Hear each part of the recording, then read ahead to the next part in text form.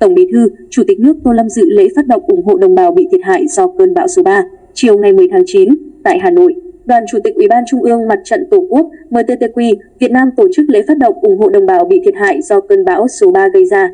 Tổng Bí thư, Chủ tịch nước Tô Lâm dự lễ phát động, cùng dự có các đồng chí Lương Cường, Ủy viên Bộ Chính trị, Thường trực Ban Bí thư, các đồng chí Ủy viên Bộ Chính trị, Bí thư Trung ương Đảng Đỗ Văn Chiến, Chủ tịch Ủy ban Trung ương Mặt trận Tổ quốc Việt Nam Trần Cẩm Tú, Chủ nhiệm Ủy ban Kiểm tra Trung ương Phan Đình Trạc, Trưởng ban Nội chính Trung ương Lê Minh Hưng, Trưởng ban Tổ chức Trung ương Nguyễn Trọng Nghĩa, Trưởng ban Tuyên giáo Trung ương, các đồng chí Bí thư Trung ương Đảng Thượng tướng Trịnh Văn Quyết, Ủy viên Thường vụ Quân ủy Trung ương, Chủ nhiệm Tổng cục Chính trị Quân đội Nhân dân Việt Nam Nguyễn Duy Ngọc, Chánh Văn phòng Trung ương Đảng Lê Minh Trí, Chánh án Tòa án Nhân dân tối cao.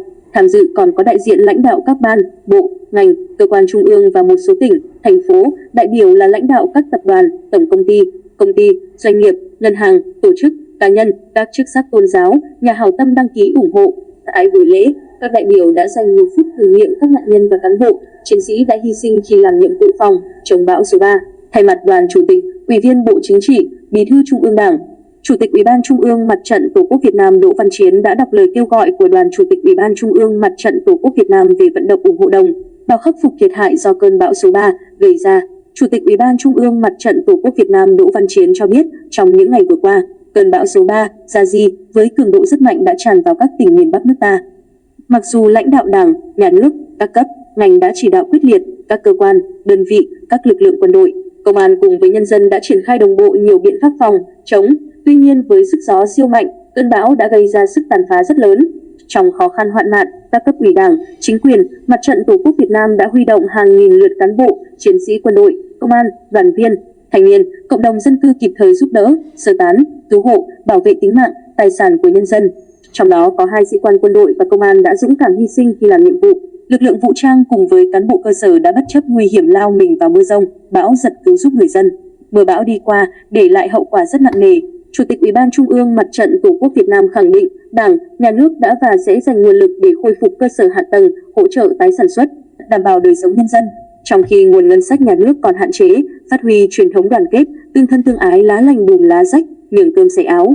Đoàn Chủ tịch Ủy ban Trung ương Mặt trận Tổ quốc Việt Nam tha thiết kêu gọi đồng bào và chiến sĩ cả nước, đồng bào ta ở nước ngoài, các tổ chức thành viên của Mặt trận Tổ quốc Việt Nam, các tổ chức xã hội, các doanh nghiệp, các nhà hảo tâm ở trong và ngoài nước, người nước ngoài đang sinh sống, làm việc ở Việt Nam hãy dành sự sẻ chia, giúp đỡ về tinh thần, vật chất, góp phần cùng với Đảng, Nhà nước nhanh chóng khôi phục sản xuất và đời sống của nhân dân. Hưởng ứng lời kêu gọi của Tổng Bí thư, Chủ tịch nước Tô Lâm và của Đoàn Chủ tịch Ủy ban Trung ương Mặt trận Tổ quốc Việt Nam, trong thời gian rất ngắn, nhiều đơn vị, doanh nghiệp, tổ chức, cá nhân và các địa phương trong cả nước đã có nghĩa cử cao đẹp, kêu gọi vận động và đăng ký ủng hộ đồng bào bị thiệt hại do bão số 3 gây ra. Tại lễ phát động, Đoàn Chủ tịch Ủy ban Trung ương Mặt trận Tổ quốc Việt Nam đã tiếp nhận số tiền hơn 407 tỷ đồng từ các cơ quan, đơn vị, tổ chức, cá nhân ủng hộ và đăng ký ủng hộ đồng bào bị thiệt hại do cơn bão số 3 gây ra. Ngay sau lễ phát động, Ban vận động cứu trợ Trung ương sẽ tổ chức họp và phối hợp với các bộ, ngành, cơ quan liên quan để kịp thời phân bổ nguồn hỗ trợ tới các địa phương. Thông tin tiếp nhận ủng hộ đồng bào bị thiệt hại do cơn bão số 3 IAGI gây ra. Tài khoản Việt Nam đồng tại kho bạc. Tên tài khoản: Văn phòng Ủy ban Trung ương Mặt trận Tổ quốc Việt Nam. Số tài khoản 3713.0.1058.784.00000. Mã đơn vị quan hệ ngân sách 1.058.784 tại Sở Giao dịch Kho bạc Nhà nước. 2. Tài khoản tại ngân hàng. 1. Tài khoản Việt Nam đồng tại Vietinbank. 1.1. Tài khoản Việt Nam đồng tên tài khoản Ban vận động cứu trợ Trung ương. Số tài khoản CT1111 tại Ngân hàng Thương mại Cổ phần Công thương Việt Nam, chi nhánh thành phố Hà Nội. 1.2. Tài khoản USD tên tài khoản Ban vận động cứu trợ Trung ương. Số tài khoản 110630051111 tại Ngân hàng Thương mại Cổ phần Công thương Việt Nam, chi nhánh thành phố Hà Nội. 2. Tài khoản tại Vietcombank.